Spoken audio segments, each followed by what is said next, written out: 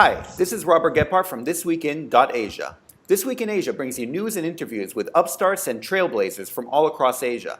Today, I'm speaking with Rahul Jacob of RideIT. RideIT is a ride-sharing platform out of India. Hi, Rahul. Thanks for joining me. Hi, Robert. I was wondering to start out if you could just briefly introduce RideIT. RideIT is a ride matching platform that connects employees who are traveling in the same route. This allows them to carpool to office either on a daily basis or for a one-time ride. Now, and how did this idea first come about? So myself and the co-founder Henoveva, we both used to work for Infosys in Hyderabad, India. So while working here, one thing I noticed, which is pretty common, I think all over the country, is you find cars with only single occupant, that is the driver come owner of the vehicle. And at the same time, you find these share autos. These are auto rickshaws where three or four people sit crammed up, which honestly didn't make sense to us because the employee in the car and the employees who are crammed up in a share auto pretty work in the same company. Just that the ones who choose to go by auto don't have a private vehicle, their own vehicle, and hence they end up traveling this way. Especially because the public transport in India is not very comfortable, and hence the only two options you have is either have your own vehicle or take a hired auto rickshaw. So that's when we realized that it makes perfect sense to connect people traveling in the same route because facilitating carpool is a win-win situation for everyone involved.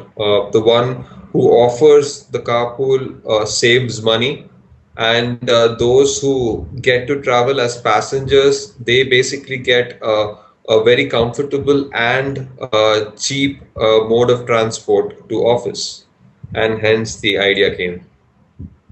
Well, right away, it seems that safety would be an issue in a business such as this. What Yeah. verifications, if any, do you have for drivers and passengers?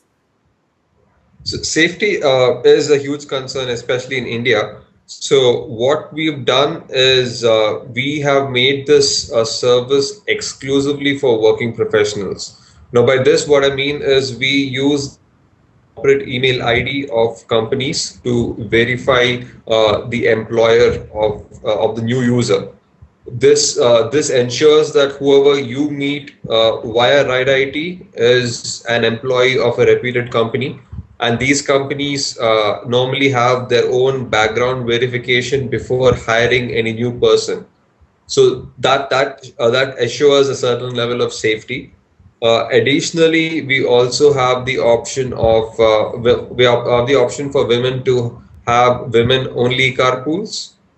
This is for especially for those ladies who are not comfortable traveling with the opposite gender. So this ensures that everyone's comfortable and feel safe while they're traveling with strangers. And so, what is your revenue model at the moment? Do you charge? Is there a percentage commission? So right now, no, we're not making any revenue. We're right now building a user base, starting off with Hyderabad. So we have identified a couple of revenue streams. We would be in the future implementing an online payment system. But unlike others, we don't want to make it mandatory. We want to leave it optional if the user wants to pay it online or offline.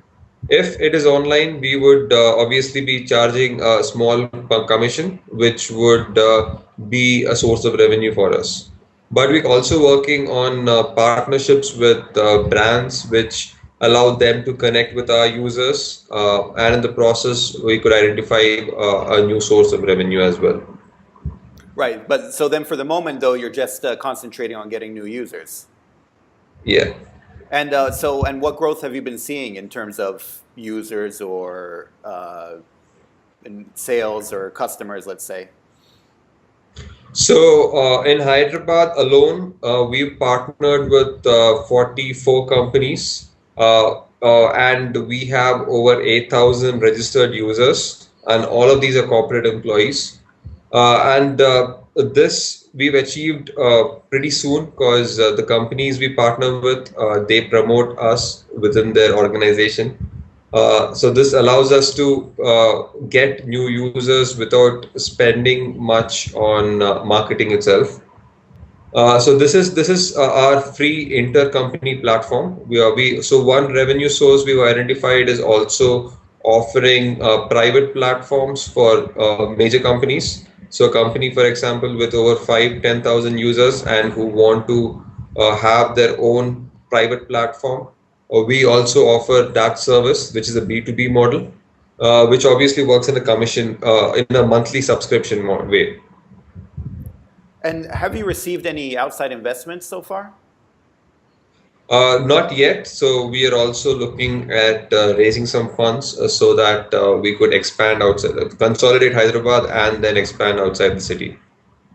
Okay, and what are the future plans, let's say, for RideIT to expand outside the city and what else? So the first plan is to cover all the major cities in the country, expand the Tier 1 and Tier 2 cities. Me and Genoveva, both of us are firm believers in collaborative consumption. So I believe at a certain point in the future, we would also allow our users to do other kinds of sharing, not just carpooling, but we want to build a community where people feel safe in sharing things with each other. So that's the wholesome idea of Ride ID. And sorry, did you mention you're expanding to Taiwan as well? No, no, no. I Oh, meant other cities in India. okay, okay, sorry. We don't have any international plans as of now. Okay, sorry, I thought I'd heard Taiwan. I heard it incorrectly. Okay. And well, switching gears here quickly, I was wondering if you could describe what it's like to set up a business in India. You know, maybe some good points and bad points about doing a startup in India. Well, right now it's actually a very exciting phase to start up in India. The last few years, if you've noticed, there've been a lot of investments, and if your idea has merit, it's comparatively easy now as compared to before to find investors, because right now investors are quite keen on finding new ideas, scalable ideas. That way, it is a good phase for entrepreneurs. I personally, well, for us, it's been a learning phase, because when we started out with RideIT, it wasn't with the idea of starting up. It was more of a problem, and we just creating a solution to fix it. In fact, I didn't call myself an entrepreneur till 6 months after launching RideIT. That's when it clicked that yeah, we started up. So yeah, it's a very exciting phase, and considering the phase, the scenario in India, we are very positive that we could raise funds and will be able to scale very soon. Okay. And well, at this point, I was wondering if you could talk about you personally, about your journey. How did you go? You said you worked at Infosys to co-founding a business, and how did that happen Yeah. for you? So we started RideIT while working in Infosys. In fact, we launched in Infosys. That was the first company we launched in. But once we got into RideIT full, like we started working on our weekends. All our weekends we started dedicating to RideIT. So it was 5 days a week with our regular job, and then weekends we used to work on this. Then there came a point where we both realized that this is our true passion, and this is something this was an idea we truly believed in, and we thought we could actually do something big with it. And then it was just till a point where we had to take that leap and take the risk of quitting the job and starting up. So yeah, it was very interesting, exciting. It still is. It's not easy for sure, but it has its ups and downs. And yeah, we've reached this far. And so, correct me if I'm wrong, but yes, both you and your coworker worked at Infosys together, and so you started it while you were Yeah. there, and then you left. Yes. Okay. And at this point, is there anything else you'd like to add that maybe we haven't touched upon yet? Well, it's the industry we're working in is something which, if it works in India, we believe could work in all developing countries. Because fact is, public transport is a problem. Road infrastructure and public transport is a pretty common problem in all growing countries, countries which were poor but are developing right now. And we believe that if this solution works here, we could successfully build a scalable model which can be implemented all over the world. So we are hopeful that we're in the process of doing something huge.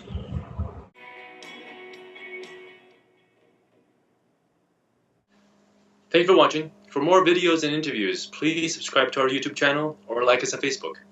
And if you or anyone you know is making a difference out there in Asia or doing anything noteworthy or taking risks, please let us know. We'd definitely like to interview them.